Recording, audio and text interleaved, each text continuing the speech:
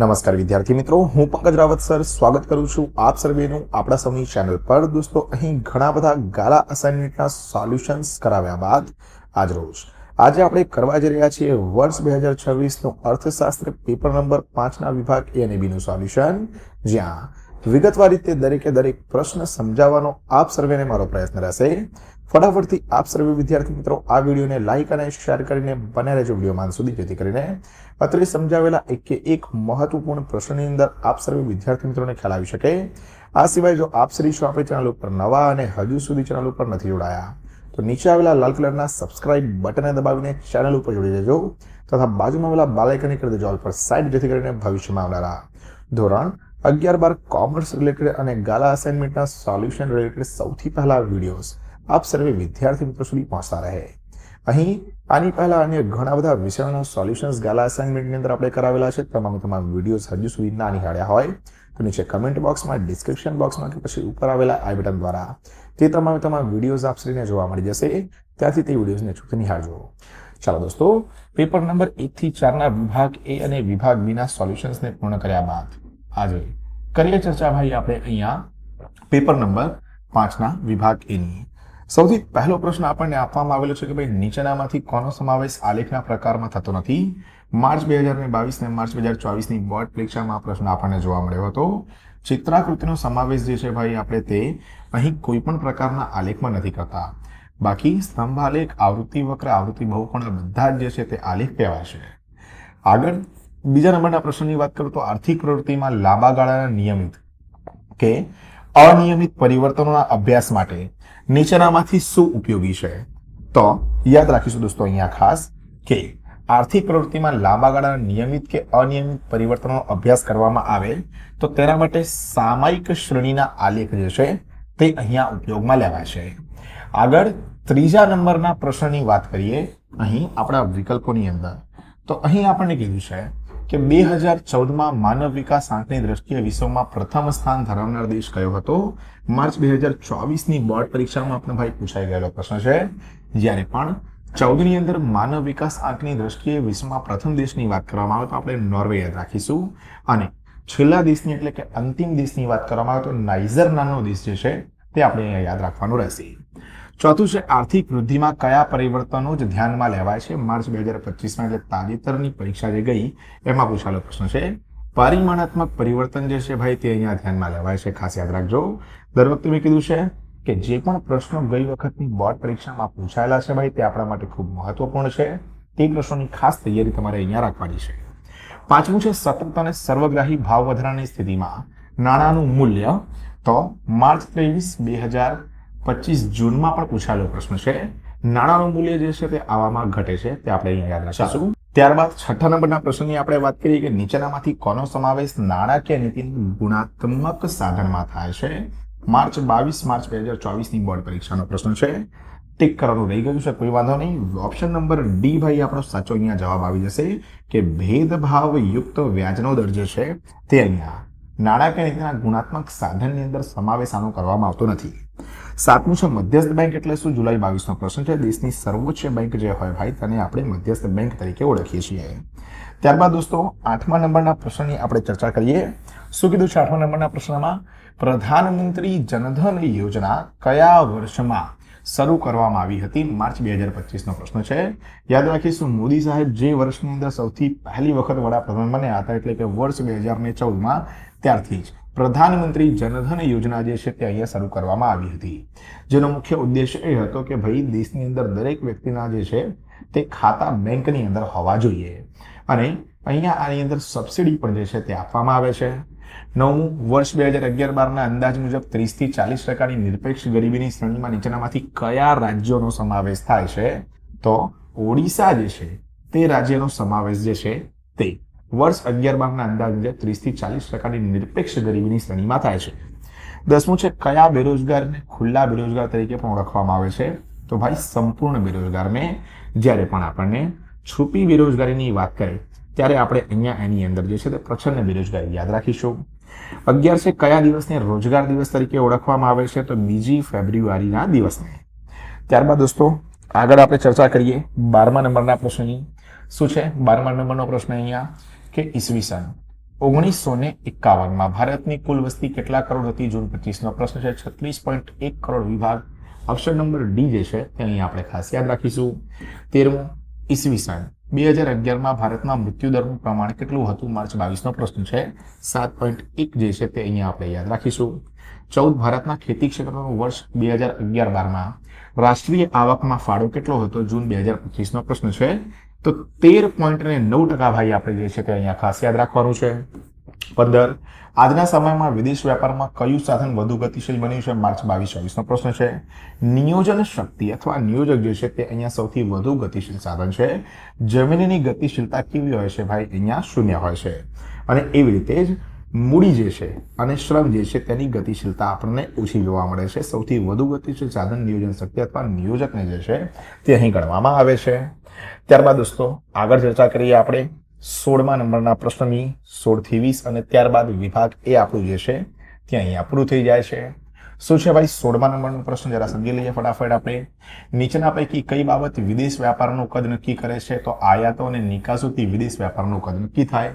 ટચુકડા ઉદ્યોગ માટે મૂડીરોકાણની મર્યાદા કેટલી છે? જૂન 24નો પ્રશ્ન છે. ₹25 લાખ સુધીની. 18 ભારતમાં ખાલી જગ્યા ઉદ્યોગોએ મોટા પાયાના ઉદ્યોગોના પૂરક બની દેશના સામાજિક અને આર્થિક વિકાસમાં સહભાગી થઈ રહ્યા છે. તો નાના પાયાના ઉદ્યોગો કેમ?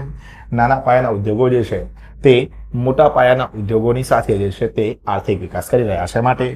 19 ભારતીય બંધારણે કઈ વય સુધીમાં બાળકોને પ્રાથમિક શિક્ષણ મફત અને ફરજિયાત ધોરણે પ્રાપ્ત થવું જોઈએ તેવું કહ્યું છે? માર્ચ 22નો પ્રશ્ન છે. 6 થી 14 વર્ષની ઉંમર ભાઈ હંમેશા જે છે તે જીવનમાં યાદ રાખીશું આપણે. 20મું નવા ચેપ્ટરમાંથી ફળ, શીંગ અને દાણાના વિકાસ માટેના ટોનિક તરીકે કોણ ગણાય છે? તો યાદ રાખીશું ઓપ્શન નંબર એ સપ્ત ધાન્યાંકુર જે છે તેને ફળ, શીંગ અને દાણાના વિકાસ માટેના ટોનિક તરીકે જે છે તે ગણવામાં આવે છે. આ રીતે પેપર નંબર 5ના વિભાગ એ ને જે છે તે આપણે અહીંયા સોલ્વ કરી દીધું છે.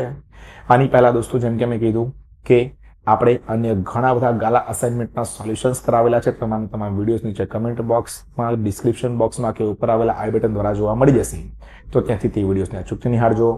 આ સિવાય હજુ સુધી જો ક્યાંય ટ્યુશન નથી રખાવ્યું અથવા તો ક્યાંક ટ્યુશન જાઓ છો અને નથી ગમી રહ્યું તો આજે જ આપણા ક્લાસીસ ડેક્સ એકેડમીમાં દિવાળી પછીની સેકન્ડ ટર્મની બેચીસ શરૂ થઈ ગઈ છે. આજે જ સ્ક્રીન ઉપર દેખાતા નંબર 8866562578 ઉપર સંપર્ક કરો અને એક અઠવાડિયાનો ફ્રી ડેમો લેક્ચર ભર્યા બાદ આપણા ક્લાસીસને જોઈન કરો. ખાસ સૌથી મહત્વપૂર્ણ ફીસ માત્ર 50% તમારે અહીંયા આપવાની છે. તો તદ્દન ઓછી ફી સાથે તમે જે છે તે આપણા ક્લાસીસને ભાઈ અહીંયા જે છે તે અહીં જોઈન કરી શકો છો. આ સિવાય ઇન્સ્ટાગ્રામ ઉપર @dex academy કે @પંકજ રાવત સરને હજુ સુધી જો ફોલો નથી કર્યું તો આજે જ ઇન્સ્ટાગ્રામ ઉપર જાઓ અને આપણા બંને જ પેજીસને જે છે તે ફોલો ખાસ કરજો. ચાલો આગળ દોસ્તો વાત કરીએ આપણે વિભાગ બી ની. તો વિભાગ બી ની અંદર આપણને સૌથી પહેલા 21 થી 30 નંબરના પ્રશ્નમાં 21મા નંબરનો પ્રશ્ન અહીંયા આપવામાં આવેલો છે. વૃતાંશ આકૃતિ એટલે શું? તે કયા પ્રકારની માહિતી માટે દોરવામાં આવે છે? માર્ચ 2024ની બોર્ડ પરીક્ષાનો પ્રશ્ન છે. તો કે ભાઈ કુલ માહિતીના પેટા વિભાગોને વર્તુળના અંશના પ્રમાણમાં દર્શાવતી આકૃતિને વૃતાંશ આકૃતિ કહે છે. વૃતાંશ આકૃતિ કોઈ એક ચલની કુલ માહિતીના પેટા વિભાગોને વૃતાંશ આકૃતિ એટલે શું? તે કયા પ્રકારની માહિતી માટે દોરવામાં આવે છે? માર્ચ 2024ની બોર્ડ પરીક્ષાનો પ્રશ્ન છે. તો કે ભાઈ કુલ માહિતીના પેટા વિભાગોને વર્તુળના અંશના પ્રમાણમાં દર્શાવતી આકૃતિને વૃતાંશ આકૃતિ કહે છે. વૃતાંશ આકૃતિ કોઈ એક ચલની કુલ માહિતીના પેટા વિભાગોને વર્તુળના અંશના પ્રમાણમાં દર્શાવવા માટે દોરવામાં આવે છે. એકદમ સહેલું. 22 અપેક્ષિત આયુષ્ય એટલે શું? તે શેનો પ્રતિબિંબ છે? જુલાઈ 2023નો પ્રશ્ન છે. તો કે ભાઈ બાળક જન્મ સમયે કેટલા વર્ષનું આયુષ્ય ભોગવી શકશે તેવી અપેક્ષાને અપેક્ષિત આયુષ્ય કહે છે. અને અપેક્ષિત આયુષ્ય જે છે તે સામાજિક પરિસ્થિતિ અને સુખાકારીનું પ્રતિબિંબ છે. બરાબર, આમાં અહીંયા સામાજિક આપણે યાદ રાખીશું. 23 આરટીજીએસ અને એસએલઆર નું પૂરું નામ લખો. તો રિયલ ટાઈમ ગ્રોસ સેટલમેન્ટ અને સ્ટેટ્યુટરી લિક્વિડ રેશિયો બંને આપણે જે છે તે ખાસ યાદ રાખીશું. ગુજરાતી ઇંગ્લિશ જેમાં આપણે બંનેની અંદર આપણા માટે સાચું ગણાય. 24 વેપારી બેંકનું મધ્યમ ગાળાનું અને લાંબા ગાળાનું ધિરાણ સૈદ્ધાંતિક રીતે કેટલા સમયગાળા માટેનું હોય? તો યાદ રાખજો ભાઈ કે મધ્યમ ગાળાનું ધિરાણ જે છે તે 1 થી 5 વર્ષ સુધીનું હોય અને લાંબા ગાળાનું જો ધિરાણ હોય તો તે 5 થી લઈને 15 વર્ષ સુધીનું હોય. તો આ એનો સમયગાળો હોય છે. ચલો મિત્રો આગળ ચર્ચા કરીએ આપણે 25મા નંબરના પ્રશ્નની. શું કીધું છે 25મા નંબરના પ્રશ્નમાં? અટલ પેન્શન યોજના એપીવાય ક્યારથી અને શા માટે શરૂ કરવામાં આવી? અટલ પેન્શન યોજના 9મી મે 2015ના રોજથી શરૂ કરવામાં આવી અને આ યોજના અસંગઠિત ક્ષેત્રના કામદારો માટે છે. 26 પ્રચ્છન્ન બેરોજગારી, ઘર્ષણજન્ય બેરોજગારી અને ચક્રીય બેરોજગારી કયા દેશોમાં સવિશેષ જોવા મળે? તો ખાસ યાદ રાખજો, જો પ્રચ્છન્ન બેરોજગારીની વાત કરે તો પ્રચ્છન્ન બેરોજગારી વિકાસશીલ દેશોમાં સૌથી વધારે જોવા મળે તથા ઘર્ષણજન્ય અને ચક્રીય બેરોજગારી બંને વિકસિત દેશોમાં વધારે જોવા મળે. ફરીવાર કહું છું, વિકાસશીલ દેશોમાં જોવા મળે પ્રચ્છન્ન બેરોજગારી અને ઘર્ષણજન્ય તથા અહીં ચક્રીય બેરોજગારી આપણને વિકસિત દેશોમાં જોવા મળે છે.